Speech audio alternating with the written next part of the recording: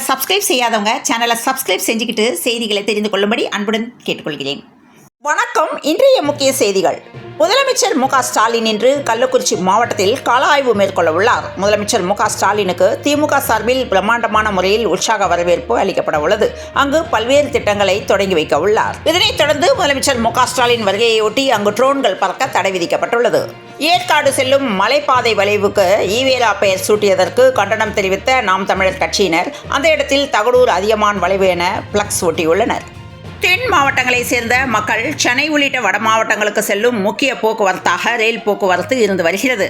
அதிலும் குறிப்பாக நெல்லை, பொதிகை, முத்துநகர் எக்ஸ்பிரஸ் ரயில்கள் இதில் முக்கிய பங்கு வகிக்கின்ற நிலையில் இந்த ரயில்கள் புறப்படும் நேரம் வருகிற 1ஆம் தேதி முதல் மாற்றம் செய்யப்பட உள்ளதாக அறிக்கை வெளியானது. விழுப்புரம் மாவட்டத்தைச் சேர்ந்த முன்னாள் அமைச்சரும் திராவிட இயக்க தலைவர்களில் ஒருவருமான கோவிந்தசாமியின் பிறந்தநாளை இனி அரசு விழாவாக கொண்டாடுவதற்கும் அதற்கு நிதி ஒப்பளித்து செய்தும் மாநில அரசு அரசாணை வெளியிட்டுள்ளது. சைக்கிள் மற்றும் இருசக்கர வாகனங்களில் இடியாப்பம் விற்பவர்களும் இனி உணவு பாதுகாப்புத்துறை உரிமம் பெற வேண்டும் என உணவு பாதுகாப்புத்துறை உத்தரவிட்டுள்ளது. குரோம்பேட்டை தரமணியில் முதியோர் அவஸ்தைக்கு விடிவு காலம் வந்துள்ளது. சென்னையில் தரமணி மெப்ஸ் மற்றும் குரோம்பேட்டை ஆகிய பகுதிகளில் உள்ள நடை மேம்பாலங்களில் புதிய மின் படிக்கட்டுகள் விரைவில் அமைக்கப்பட இருப்பது பாதசாரிகளுக்கு பெரும் நிம்மதியை அளித்துள்ளது. இதற்காக நெடுஞ்சாலைத்துறை சுமார் 7,05,00,000 செலவில் 5 ஜோடி மின் படிக்கட்டுகளை வழங்க ஆணையிட்டுள்ளது என்று தி இந்து நாளிதழ் செய்தி வெளியிட்டுள்ளது. தமிழக அரசு ஆசிரியர்கள் மற்றும் ஆசிரியர் அல்லாதவர்களுக்கும் பழைய ஓய்வூதிய திட்டத்தை கொண்டு வர வேண்டும் என்று வலியுறுத்தி அரசு ஊழியர்கள் மற்றும் ஆசிரியர் சங்கங்கள் தொடர்ந்து போராட்டத்தில் ஈடுபட்டு வருகின்றன. நாகை மாவட்டம் கீழ்வேலூர் பகுதியில் சாலையில் சென்றவர்களை வெறிநாய் துரத்தி கடித்த சம்பவம் அதிர்ச்சியை ஏற்படுத்தியுள்ளது. அந்த பகுதியில் நாய்கள் அதிகம் உள்ளதாகவும் சாலையில் நடந்து செல்பவர்களுக்கும் வாகன ஓட்டிகளுக்கும் நாய்களால் அச்சுறுத்தல் ஏற்படுவதாகவும் பொதுமக்கள் குற்றம் சாட்டியுள்ளனர். வெறிநாய் கடித்து 8 பேர் காயமடைந்துள்ள நிலையில் நாகையில் அதிர்ச்சி சம்பவம் நடந்துள்ளது. சென்னை சர்தார் பட்டேல் சாலை தற்போது 4 வழி சாலையாக உள்ளது. தினமும் ஆயிரக்கணக்கான வாகனங்கள் இந்த சாலையில் பயணம் செய்யும் நிலையில் காலை மற்றும் மாலை நேரங்களில் இங்கு கடுமையான போக்குவரத்து நெரிசல் ஏற்படுகிறது.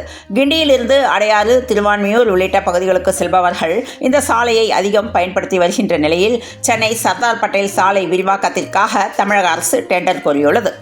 திருவண்ணாமலை மாவட்டத்தில் சனிக்கிழமை நடைபெறும் அரசு விழாவில் 2095 கோடியே 7 லட்சம் மதிப்பிலான 314 முடிவுற்ற திட்டப் பணிகளை திறந்து வைத்து 46 புதிய திட்டப் பணிகளுக்கு அடிக்கல் நாட்டி 2,66,194 பயனாளிகளுக்கு நலத்திட்ட உதவிகளை முதலமைச்சர் மு க ஸ்டாலின் வழங்க உள்ளார். வரும் 2026 சட்டப்பேரவைத் தேர்தலில் தேமுதிக யாருடன் கூட்டணி என்பது குறித்த இறுதி முடிவு இன்னும் எடுக்கவில்லை என அக்கட்சியின் பொதுச் செயலர் பிரேமலதா விஜயகாந்த் தெரிவித்துள்ளார்.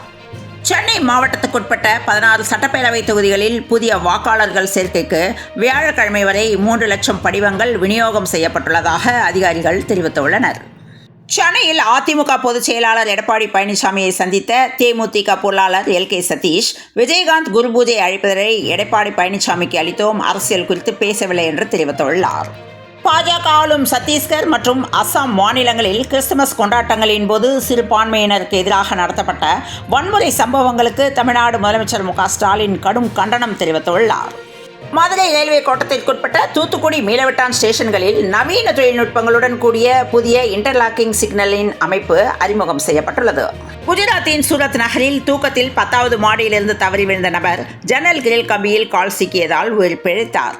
கிறிஸ்துமஸ் மற்றும் பள்ளிகளுக்கு அரையாண்டு தொடர் விடுமுறையால் நேற்று திருத்தணி முருகன் கோவிலில் ஏராளமான பக்தர்கள் சாமி தரிசனத்துக்கு குவிந்தனர். இதனால் பக்தர்கள் பொது வழியில் மூலவரை தரிசிக்க நீண்ட வரிசையில் 3 மணி நேரம் காத்திருந்து சுவாமி தரிசனம் செய்தனர். ராணிப்பேட்டை மாவட்டம் அரக்கோணத்தை சேர்ந்த பிரவீன் மற்றும் பிங்கி தம்பதி அவர்களது காரில் பெங்களூரில் உள்ள தனது உறவினர் வீட்டுக்கு கிறிஸ்துமஸ் பண்டிகையை கொண்டாட சென்றுள்ளனர். சென்னை பெங்களூர் தேசிய நெடுஞ்சாலையில் கார் காஞ்சிபுரம் அருகே வெள்ளக்கேட பகுதியில் வந்து கொண்டிருந்த போது திடீரென டேங்கர் லாரி குறுக்கே வேகமாக வந்த நிலையில் லாரி மீது பிரவீன் ஓட்டி சென்ற கார் லேசாக மோதியது. அப்போது காரை பின்தொடர்ந்து அதிவேகமாக வந்த சென்னையிலிருந்து தருமபுரி நோக்கி சென்ற அரசு பேருந்து கார் மீது வேகமாக மோதியதில் டேங்கர் லாரிக்கும் அரசு பேருந்துக்கும் இடையே சிக்கி கார் சுக்குநூறாக நொறுங்கியது. இந்த விபத்தில் பிரவீன் சாதுரியமாக காருக்குள் இருந்து வெளியே வந்த நிலையில் அவரது மனைவி பிங்கி காருக்குள் சிக்கி உயிரிழந்தார். தகவல் அறிந்து சம்பவ இடத்துக்கு வந்த தீயணைப்பு துறையினர் இடிபாடுகளுக்குள் சிக்கியிருந்த பிங்கியின் சடலத்தை மீட்டு காஞ்சிபுரம் அரசு தலைமை மருத்துவமனைக்கு அனுப்பி வைத்தனர். விபத்து காரணமாக சென்னை பெங்களூரு தேசிய நெடுஞ்சாலையில் சுமார் அரை மணி நேரத்துக்கும் மேலாக போக்குவரத்து பாதிக்கப்பட்டது. அரக்கோணம் அருகே ஈர்ப்பு பாதையில் உள்ள உயர் அழுத்த மின் கம்பியில் திடீரென தீப்பற்றியதால் மின்சார ரயில்கள் நிறுத்தப்பட்டு தாமதமாக புறப்பட்டு சென்றன. தமிழக அரசியல் களம் தேர்தல் கூட்டணிகளுக்காக தயாராகி வரும் நிலையில் தேசிய ஜனநாயக கூட்டணியின் நோக்கம் குறித்து பாஜக முன்னாள் மாநில தலைவர் அண்ணாமலை கோவையில் செய்தியாளர்களிடம் பேசிய போது திமுகவை வீழ்த்துவதே எங்களின் ஒரே இலக்கு என்று பேட்டி அளித்துள்ளார். டிசம்பர் 28 தலைமை செயலகத்தை முற்றுகையிடப் போவதாக அம்பத்தூர் தூய்மை பணியாளர்கள் அதிரடியாக அறிவிப்பு வெளியிட்டுள்ளனர்.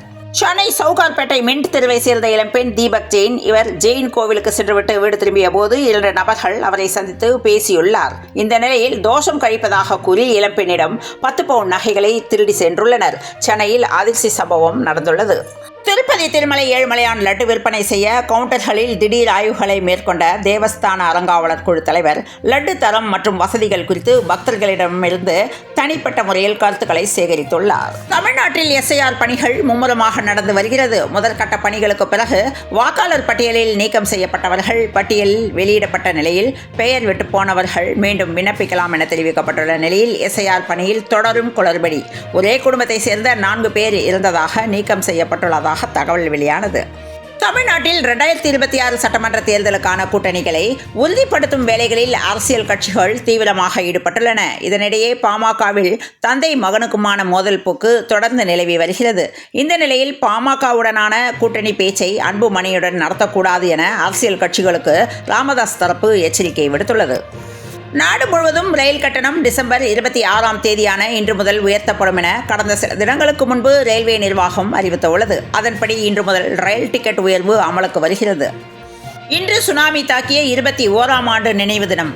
மறக்க முடியுமா அந்த கருப்பு ஞாயிறு என்ற கேள்வி எழும்பியுள்ளது. ஜனவரி 1ஆம் தேதி ஆங்கில புத்தாண்டு உலகம் முழுவதும் விமர்சையாக கொண்டாடப்பட உள்ளது. டிசம்பர் 31ஆம் தேதி நள்ளிரவு ஹோட்டல்கள், கடற்கரை, ரிசார்ட்டுகளில் உற்சாகம் களை கட்டும் நிலையில் புத்தாண்டுக்கு இன்னும் 5 நாட்கள் மட்டுமே உள்ள நிலையில் நட்சத்திர ஹோட்டல்கள் மற்றும் கடற்கரை ரிசார்ட்டுகள் கொண்டாட்டங்களுக்கு தயாராகி வருகின்ற நிலையில் புத்தாண்டு கொண்டாட்டங்களின் போது பொதுமக்களின் பாதுகாப்பை உறுதி செய்வதற்கு தேவையான அனைத்து பாதுகாப்பு நடவடிக்கைகளையும் மேற்கொள்ள போலீசார் முடிவு செய்துள்ளனர். சென்னையில் இன்று 22 கேரட் ஆபரண தங்கத்தின் விலை ஒரு சவரன் 1,02,568 ரூபாய்க்கும் 1 கிராம் 12,821 ரூபாய்க்கும் விற்பனையாக உள்ளது. தமிழ்நாட்டில் 4 நாட்களுக்கு மழைக்கு வாய்ப்பிருப்பதாக சென்னை வானிலை ஆய்வு மையம் தெரிவித்துள்ளது. தென்கிழக்கு அரபிக்கடல் மற்றும் அதனை ஒட்டிய தெற்கு கேரள பகுதிகளின் மேல் வளிமண்டல கீழடுக்கு சுழற்சி நிலவுவதாக தெரிவிக்கப்பட்டுள்ளது.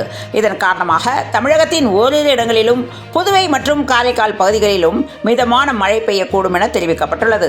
வரும் 28ஆம் தேதி வரை அதிகாலை வேளையில் தமிழகம், புதுவை, காரைக்காலில் பனிமூட்டம் காணப்படும் எனவும் சென்னை வானிலை ஆய்வு மையம் தகவல் தெரிவித்துள்ளது.